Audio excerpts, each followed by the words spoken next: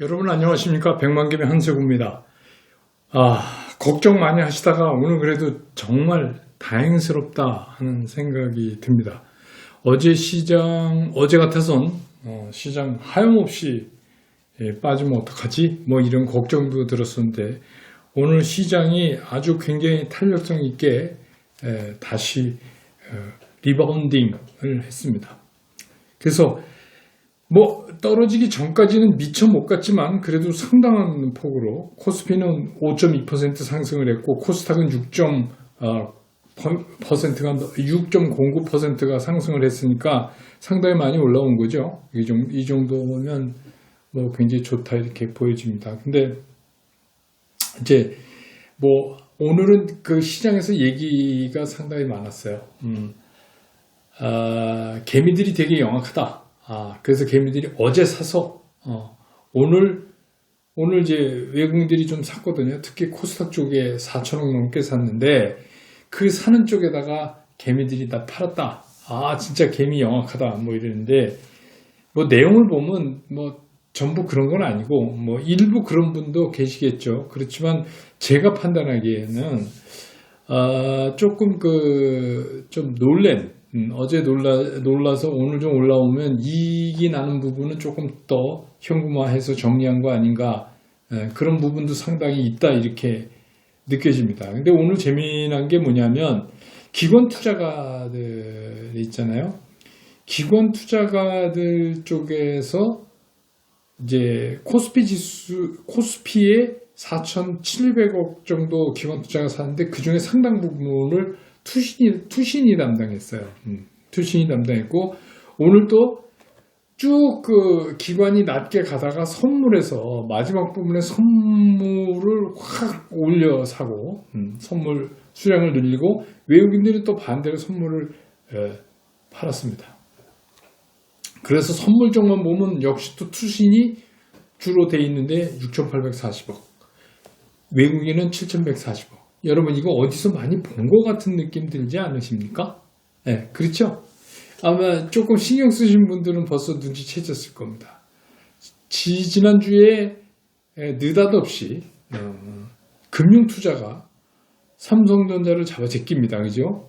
삼성전자를 잡아제끼면서 그때도 선물하고 똑같은 형태가 나왔죠. 그래서 어저께도 그 파생상품 관련해서 정리된 물량이 좀 다소 있어요. 그래서 그 진폭이 좀 하락폭이 컸던 것 같고 오늘도 뭐 이런 것들을 봐서 이제 두 번째 만들기를 또 준비하고 있는 거 아닌가 하는 생각이 제가 듭니다. 뭐 이거는 그 내부를 알아볼 수가 없으니까 왜 그렇게 하는지는 알아볼 수가 없지만 분명히 그렇지 않으면 느닷없이 이렇게 할 리가 없죠. 그래서 금융투자가 아닌 투신이 그 자리를 메꾸고 한 10일 전이랑 똑같은 움직임을 다시 보입니다. 그러니까 이제 우리가 이게 뭐냐 하면 이런 것들이 계속해서 반복 이렇게 돼요. 근데 우리가 기관 투자가들은 그렇게 할 수 있지만 개인 투자가들은 사실 이런 식으로 뭐 상품 구성을 해갖고 투자를 한다는 게 상당히 어렵거든요. 그저 일반적으로 다 그런 건 아니지만 일반적으로 개인 투자가는 일반적인 개인 투자가는 그냥 싸게 사서 높게 파는 거죠. 그래서 사실은 우리가 어저께 그 컨트리 리스크 북한 문제도 있고 미국 시장에서도 한국 문제가 언급은 됐어요. 근데 그런 걸로 더 영향을 받아서 어저께 굉장히 급하게 떨어졌죠. 그러니까 지난주에 미국 시장은 이미 한 차례 그런 움직임이 보였고 우리는 어제 이제 그런 움직임이 일어났습니다. 근데 공통적인 게 뭐냐면 이 시장이 가파르게 올라와 있다는 거예요. 유동성 때문에. 근데 또 따지고 보면 그 유동성의 문제가 실제로 뭐 페드가 할 거 다 한다. 그래서 이번에 오늘 이제 반등을 준 거는 미국 시장이 올랐기 때문에 반등을 준 건데 그 이유 중에 큰 거는 뭐냐면 페드가 추가 부양책. 그래서 뭐 그냥 우리 쓰는 말로 흔하게 별볼일 없는 개별 기업의 채권까지 다 써주겠다. 뭐 이런 얘기 아닙니까? 그러니까 우리나라에서 부도나는 기업이 없게 하겠다 뭐 이런 거나 거의 마찬가지인 거예요. 그러니까 이 정도 이상 더 해줄 거를 기대할 수는 없습니다. 근데 이제 실제로 그러면 이런 전염병 사태가 나고 나서 페드가 여러 개를 얘기했는데 실제로 그게 다 이렇게 되고 있느냐? 그렇지는 않죠. 보면 상당히 선언적인 것도 많았어요.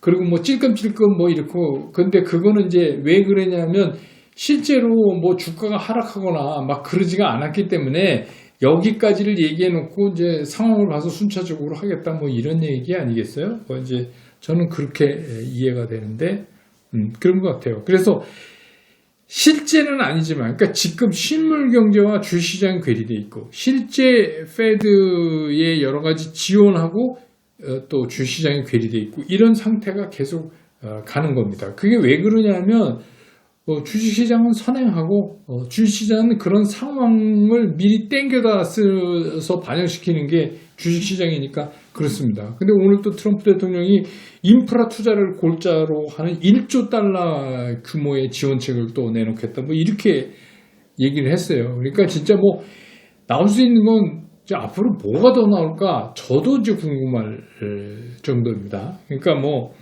뒤에는 생각하지 말자. 지금 일단 이거 살려놓자. 이거 살아야 산다. 뭐 이런 거고 또 공화당 트럼프 대통령 입장에서는 재선해야 되니까 여러 가지로 뭐 이제 그런 문제들이 또 복합적으로 있겠죠. 어제도 말씀드렸지만 아무튼 오늘은 좀 조용한데 북한의 문제도 우리 시장을 아주 끌어내리는 역할을 자주 할 것 같아요. 그러니까 이게 지금 시장이 그 얘기는 뭐냐면 조금 사상두각같이 이렇게 구름 위에 뜬 것 같은 시장 아닙니까? 유동성으로. 그렇기 때문에 굉장히 그 악재에 취약해요.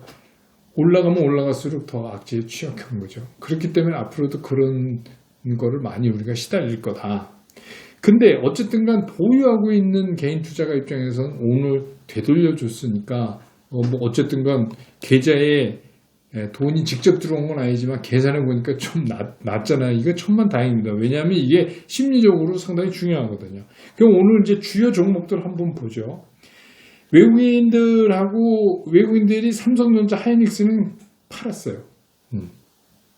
팔았고, 근데 그게 개인이 샀냐? 개인이 안 샀어요. 제가 조금 전에 말씀드렸잖아요. 기관이 샀어요. 기관이 삼성전자 사고 선물을 샀다.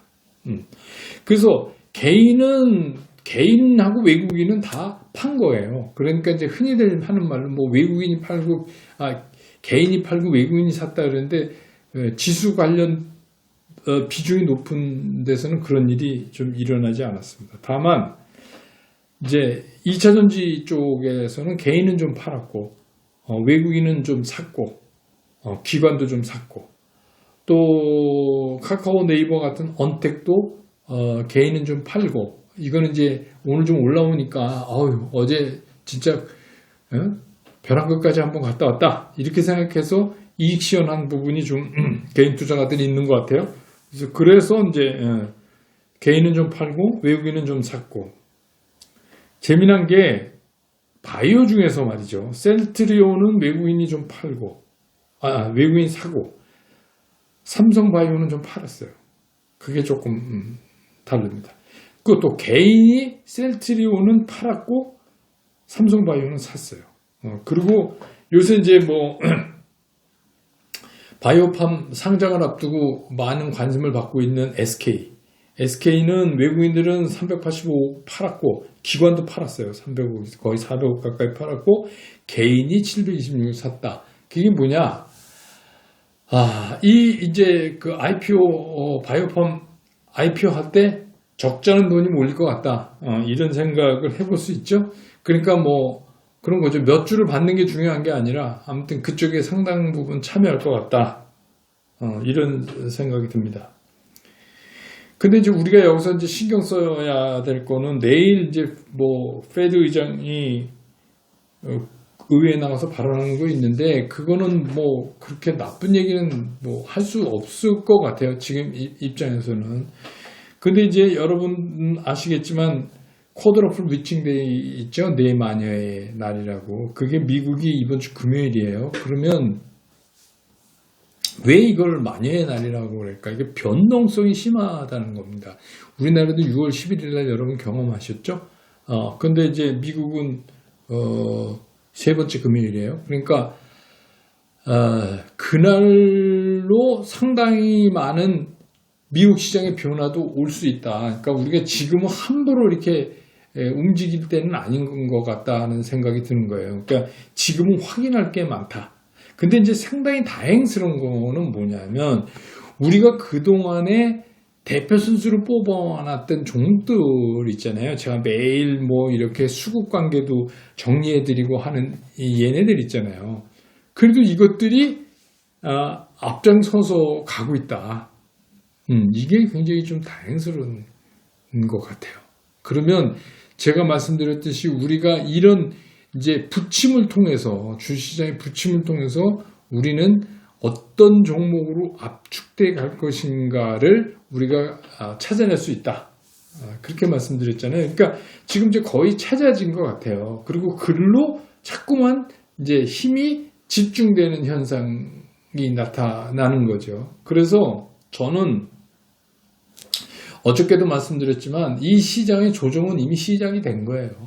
시작이 된 거예요. 그러니까 이제는 한시도 마음을 놓을 수가 없어요. 그리고 이렇게 냉탕, 온탕 막 이렇게 왔다 갔다 하는 거 있죠. 정신사납게.